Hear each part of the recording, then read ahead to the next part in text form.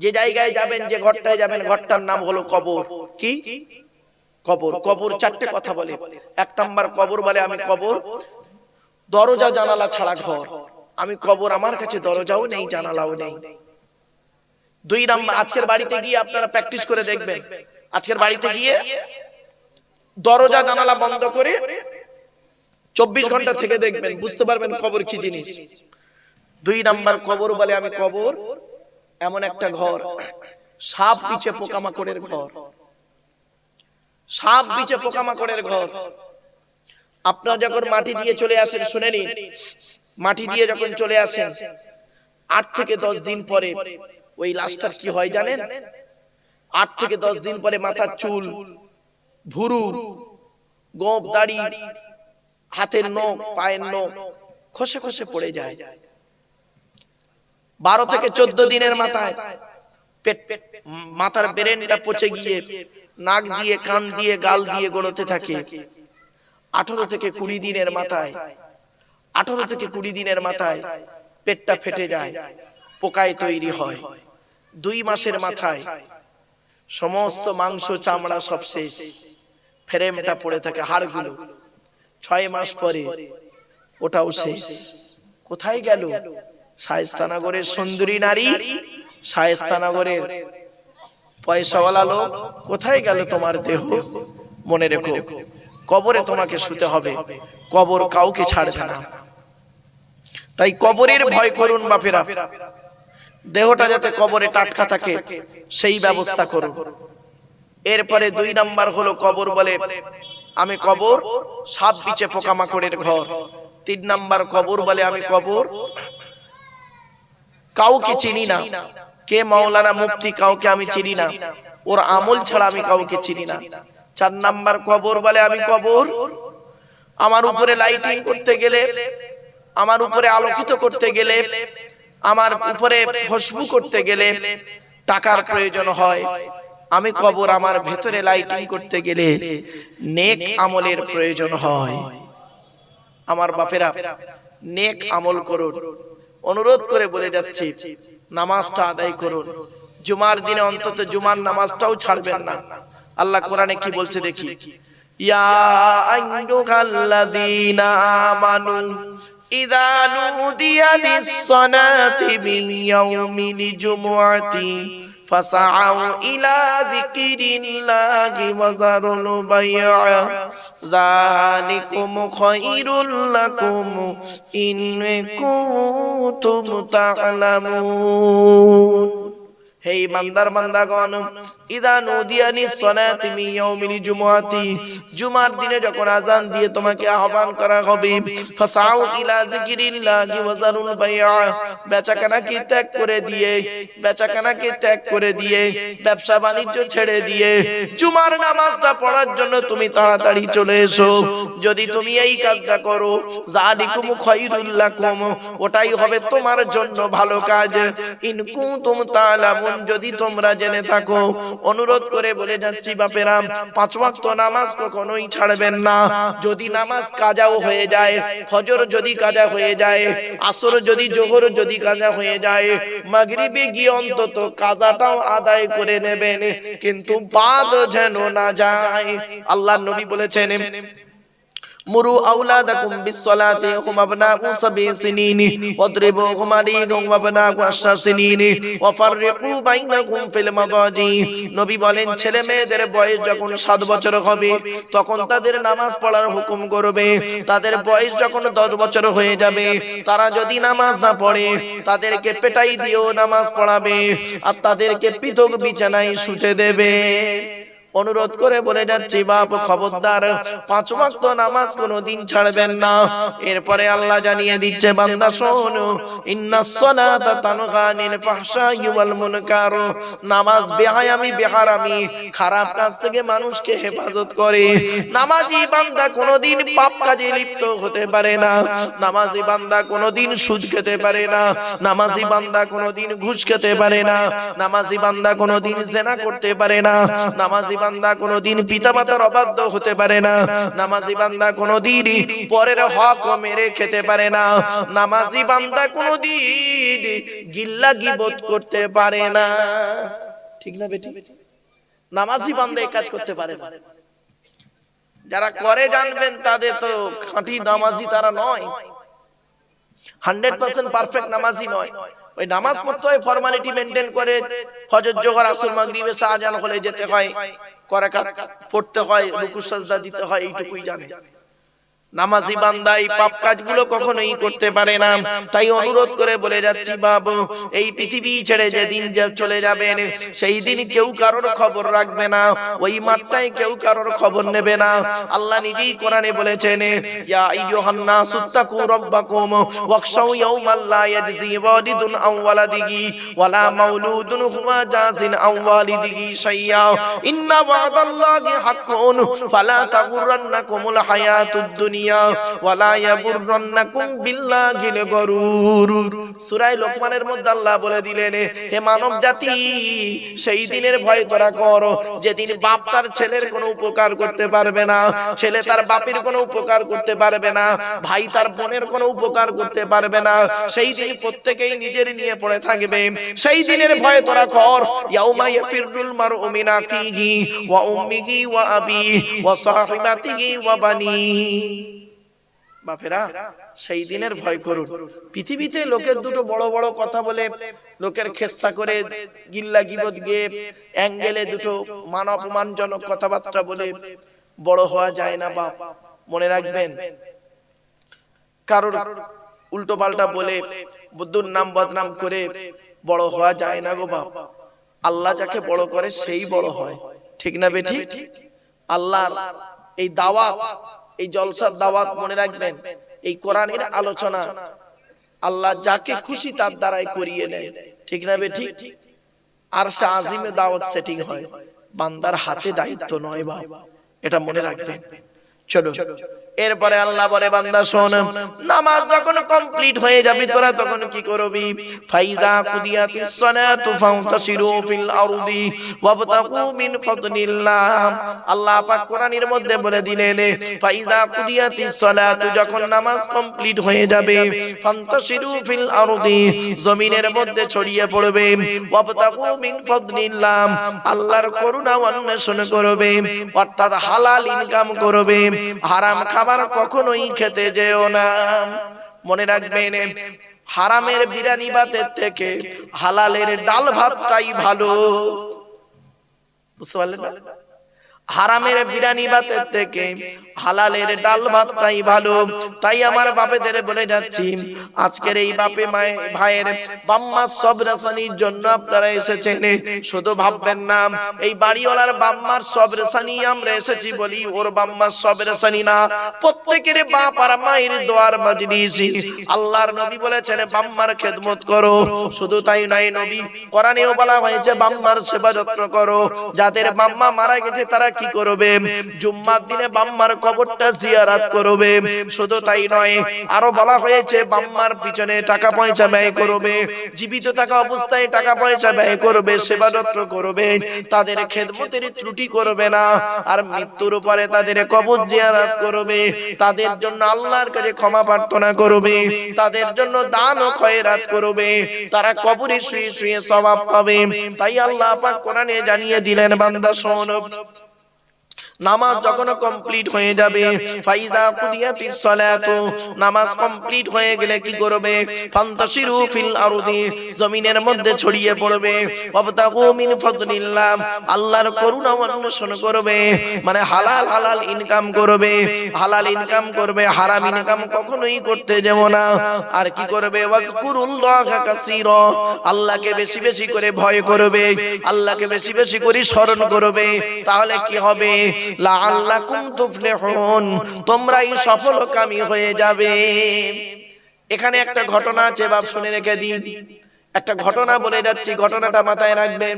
আচ্ছা, জুম্মার দিনে জুম্মার নামাজের খুতবা কখন হয়? নামাজের আগে না পরে?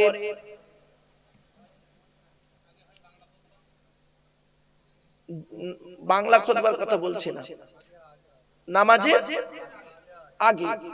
আর ঈদের দিনে নামাজের খুতবা কখনো হয় কেন? কারণটা কি? এই কোরআন তার ইঙ্গিত দিচ্ছে, শুনে নিন। আল্লাহর নবীর জামানায় প্রথম যুগে জুম্মার নামাজের খুতবা ঈদের মতো নামাজের পরেই হতো, নামাজের পরেই খুতবা হতো। তো নবীজি একদিন নামাজের 2 রাকাত নামাজ পড়িয়েছেন, নামাজ পড়িয়ে সাহাবীদেরকে খুতবা দিচ্ছে মসজিদের মেম্বারে দাঁড়িয়ে দাঁড়িয়ে। মসজিদ ভর্তি লোক, নবীজি খুতবা দিচ্ছেন, নামাজ হয়ে গেছে। এবারে হঠাৎ মদিনার বাজারে ফেরিওয়ালারা এসেছে। ফেরিওয়ালা বলেন আবাই বলে, এরা ফেরিওয়ালারা এসেছে ভালো মন্দ মালপত্র বিক্রি করতে। নবীজি খুতবা দিচ্ছেন এদিকে, আর একটা একটা করে লোক সাহাবী উঠে উঠে চলে যাচ্ছে ওই ভালো ভালো মালগুলো কিনবে বলে। এইরকম নবীজি দেখতে পাচ্ছেন, কিন্তু উঠে চলে যাচ্ছে, ও উঠে যাচ্ছে, ও উঠে যাচ্ছে, উঠে উঠে যাচ্ছে একটা একটা করে। নবীজি কিন্তু কিছু বলছেন না, খুতবা দিয়ে যাচ্ছে। খুতবা কমপ্লিট, মসজিদ পুরো ফাঁকা, মাত্র 12 জন সাহাবী বসে আছে।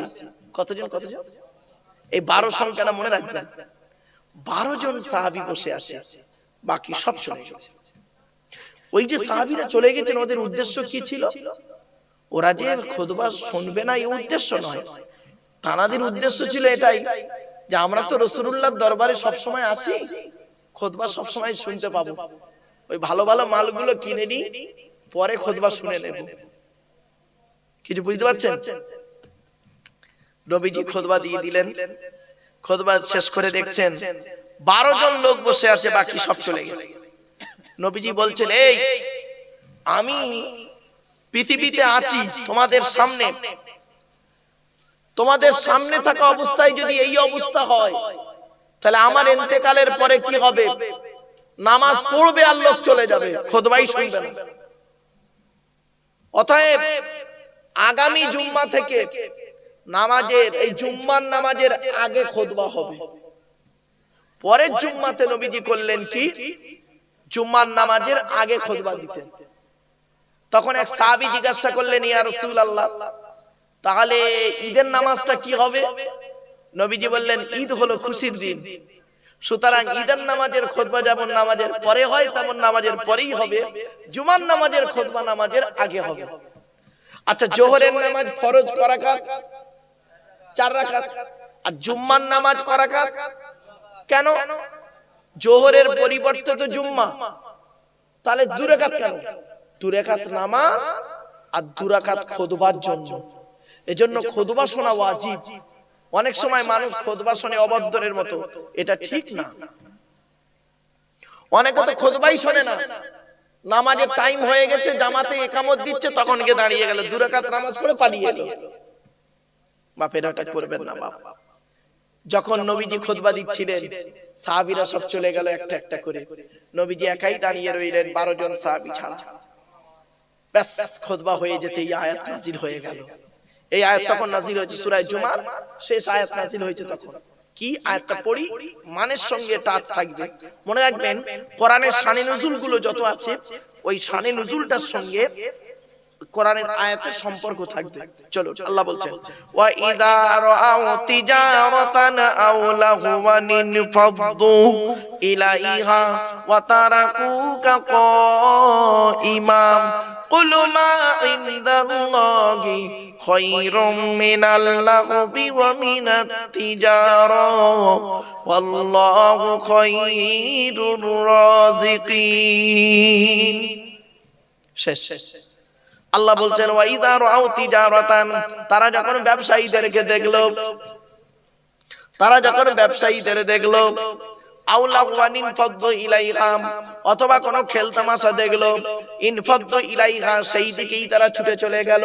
ওয়া তারাকুকা কাইমা, নবী তোমাকে মেম্বারে একাকী দাঁড় করিয়ে রেখে চলে গেল।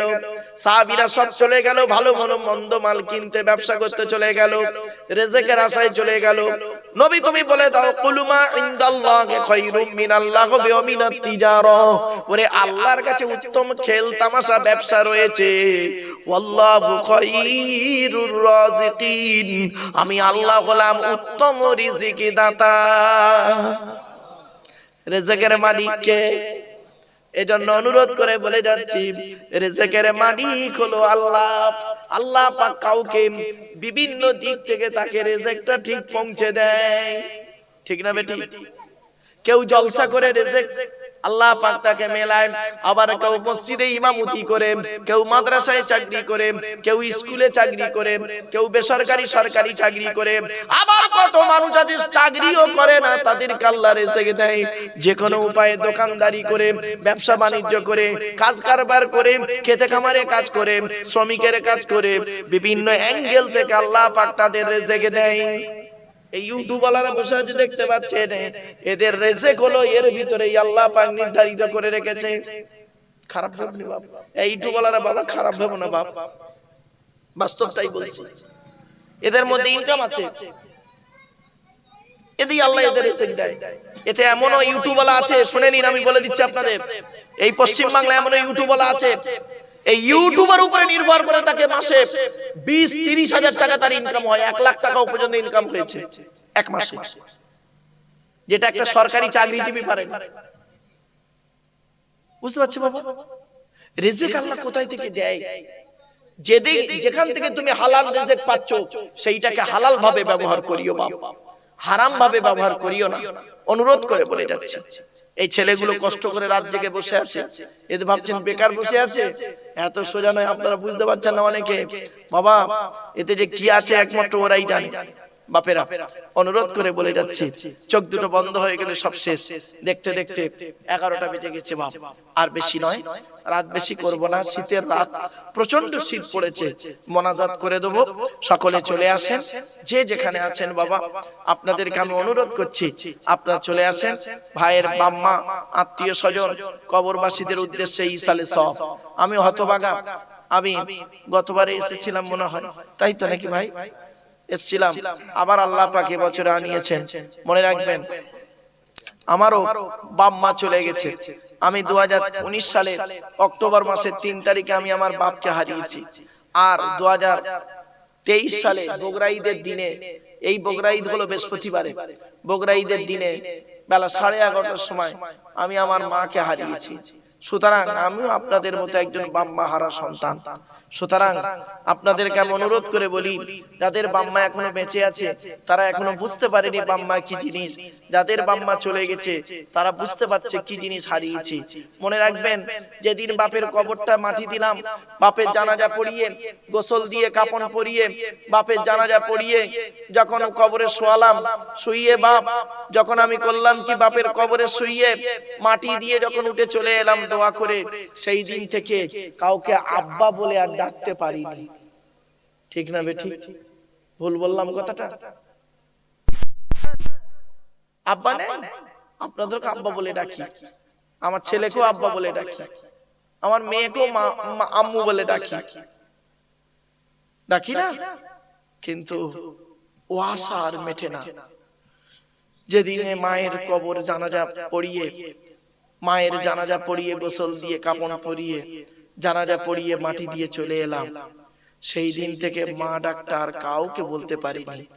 অনুরোধ করে বলি ভাইরা, বাম্মা যাদের বেঁচে আছে খবরদার বাম্মাকে কাঁদায়ও না, খবরদার কাঁদায়ও না। বাম্মা চলে গেলে আর পাবে না। নবীজি বলছেন রাদিয়াল্লাহু ফি রাদিয়াল ওয়ালিদাইন ওয়া সাকতুল্লাহি ফি সাকতিল ওয়ালিদাইন। আল্লাহ নবী বলেন, হকের উপরে বাম্মা যদি নারাজ হয়ে যায় আল্লাহ নারাজ হয়ে যাবে, হকের উপরে বাম্মা যদি খুশি হয়ে যায় আল্লাহ খুশি হয়ে যাবে। জোরে বলো। আমার বাপেরা, যাদের বাম্মা মারা গেছে দান খয়রাত করবেন। বাড়ি থেকে যখন বেরোবেন বাম্মার কবরটা একটু জিয়ারত করে বেরোবেন। যদি বলে হুজুর আপনি করেন, হ্যাঁ বাপ আমি করি, আমার বাড়িতে থাকে, এই এদের মধ্যেই একদম থাকে, প্রায় সময় যায়। আমি কিভাবে আমার বাম্মার কবর জিয়ারত করি সে জানে, সে দেখেছে। বাবা আমি যতবার আমি স্কুলে গেলে, প্রতিদিন স্কুলে যখন যাই বাম্মার কবরটা একটু জিয়ারত করে যাই। পাশেই কবর, বাড়ির পাশেই কবর, বাম্মার কবর দিয়েছি। আর সেখানে প্রতিদিন জলসায় যখন বেরোই বাম্মার কবরটা জিয়ারত করে আসি। বাম্মার দোয়া ছাড়ার কোনো দোয়া কাজে লাগবে না রে বাপ, বাস্তব কথা বলছি। বাকি দোয়া বাকি দোয়া কাজে লাগতেও পারে নাও পারে, কোনো গ্যারান্টি নেই। কিন্তু মনে রাখবেন আল্লাহ নবীর পরই স্থান হলো বাপ আর মায়ের। নবী বলেছেন তিন ব্যক্তির দোয়া আল্লাহর দরবারে কবুল হয়, কোনো মিস যায় না। এক নাম্বার হলো দাওয়াতুল মাজলুম, অত্যাচারকৃত মানুষের দোয়া। দুই নাম্বার মুসাফিরের দোয়া। তিন নাম্বার ওয়াদাওয়াতুল ওয়ালিদি আলা ওয়ালাদিহি, বাপ আর মায়ের দোয়া। বাম্মা যদি তোমার জন্য দোয়া চেয়ে যায়, বিদ্যুতের থেকে দ্রুত গতিতে বাম্মার দোয়াটা আল্লাহর দরবারে কবুল হয়ে যায়। এই ছেলে, বাড়ি থেকে যখন বেরোবে, বাপ আর মা যদি বেঁচে থাকে, বাপ আর মায়ের দোয়া নিয়ে বেরোবে। বাপ আর মায়ের দোয়া যদি তোমার সঙ্গে থাকে, লরির তলার ভিতরে ঢুকে যাবে, গাড়ির তলার ভিতরে ঢুকে যাবে। আমার আল্লাহ করবে কি, বাম্মার দোয়ার উসিলায় গাড়ির তলার ভিতর থেকে জীবিত টেনে বের করে আনবে। জোরে বলে বাপ, আমি তার নিজের জ্বলন্ত প্রমাণ। আজ আমি কবে অ্যাক্সিডেন্টে মারা যেতাম, বহুদিন আগে অ্যাক্সিডেন্টে মারা যেতাম। এমন পজিশন হয়ে গেছে, আমার ব্যক্তিগত জীবনের কথা বলছি। আল্লাহ পাক বাম্মার দোয়া, আপনাদের দোয়া আল্লাহ পাক এখনো বাঁচিয়ে রেখেছে। যে কটা দিন আল্লাহ পাক বাঁচিয়ে রাখে, ঈমান নিয়ে যেন থাকতে পারি, ঈমান নিয়ে যেন চলতে পারি, মানুষের উপকার করতে না পারলে ক্ষতি যেন না করি। আজ পর্যন্ত বাপ, আমি বাস্তব কথাটাই বলি, আমি সমালোচনা কারোর করি না। আর খুব একেবারে সহ্য করতে না পারলে আমি অ্যাঙ্গেলে কিছু কথা বলে ফেলি, বাধ্য হয়ে। বাপ মনে রাখবেন, লোকের সমালোচনা করে আমার কোনো লাভ নেই। আমি নিজে যদি ভালো হই, আল্লাহর কাছে যদি ভালো হই, আমার নবীর কাছে যদি ভালো হই, আল্লাহ যদি বলে মারুক তোকে আমি কবুল করে নিলাম, নবী যদি বলে ওরে মারুক তোর প্রতি আমি খুশি হয়ে গেলাম, আমার বাম্মা যদি বলে ওরে বাচ্চা ছেলে মারুক তোর প্রতি আমি খুশি হয়ে গেলাম, তাহলে আমার আর কারোর খুশির দরকার নেই। ঠিক না বেটি বাপ? এজন্য আপনাদের বলি, আল্লাহকে খুশি করুন, নবীকে খুশি করুন, বাম্মাকে খুশি করুন। তুমি আল্লাহকে খুশি করো না, নবীকে খুশি করো না, বাম্মাকে খুশি করো না, বউকে খুশি করছে, বউ ওর খুব খুশি, বউ খুব ভালোবাসে, কোনো দাম নেই রে ভাই। বাস্তব কথা বললাম, একেবারে কচি খোকা নাই। দাঁড়িয়ে দেখতে পাচ্ছেন না, এসব সাদা, সব সাদা।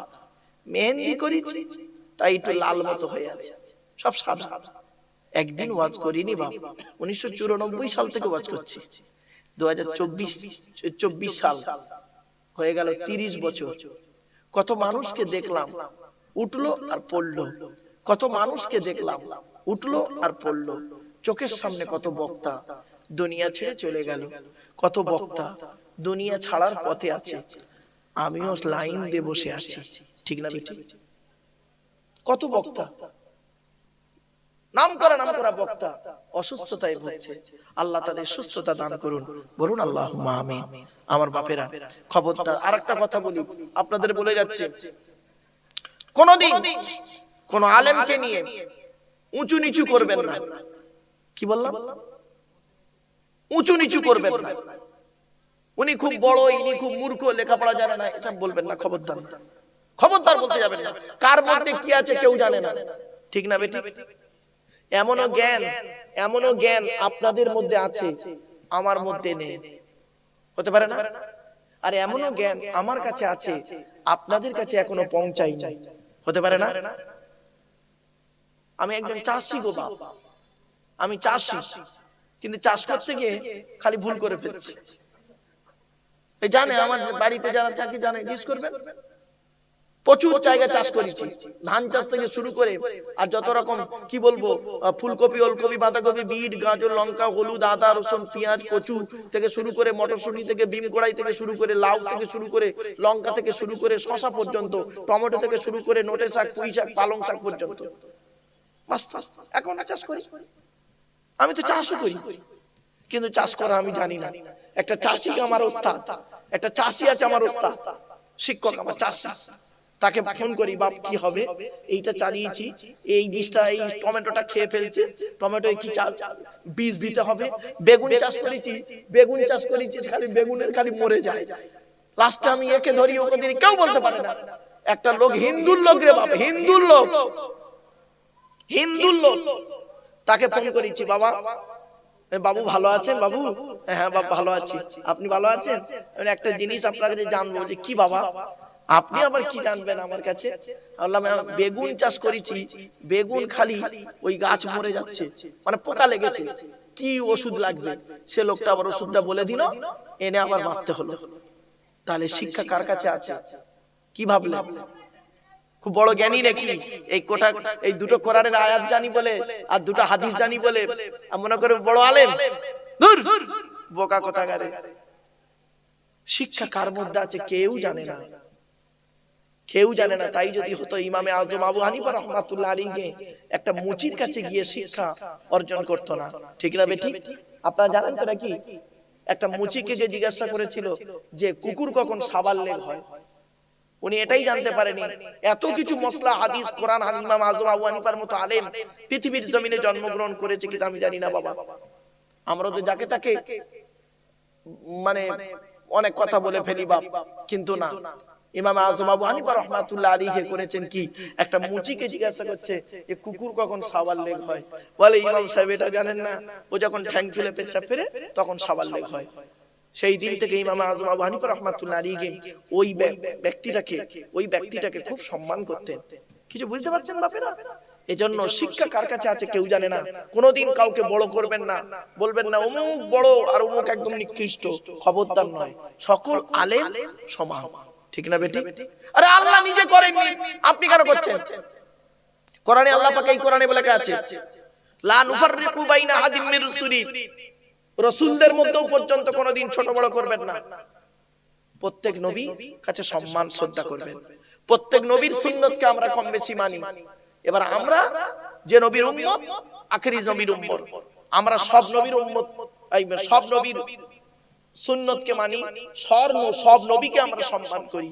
আমানতু বিল্লাহি ওয়া মালাইকাতিহি ওয়া কুতুবিহি ওয়া রুসুলিহি, ওই রসুল শব্দটা বহুবচন, সমস্ত রসুলকে আমরা বিশ্বাস করি। ওয়া কুতুবিহি, কুতুব শব্দটা হলো বহুবচন, কিতাবের বহুবচন কুতুব, বহুবচন। আমরা সমস্ত কিতাবকে বিশ্বাস করি, তাওরাত, জবুর, ইনজিল, কোরআন সবগুলোকেই বিশ্বাস করি। আমরা আমলও করি, সহিহ জিনিসগুলো আমল করি। কিছু বুঝতে পারছেন বাবা? এজন্য খবরদার বাবা, আলেমদের নিয়ে মাতামাতি করবেন না। একে অপরের মধ্যে ঝগড়া, মারামারি, ফিতনা, ফাসাদ, গালি গালা, এ ওর কাফের বলা, ওর বেঈমান বলা, এই সব যেন করতে যাবেন না। এ ওর মুনাফিক বলছে, ও ওর মুনাফিক বলছে, এও মুসলমান, ও মুসলমান, এও একজন বক্তা, ও একজন বক্তা।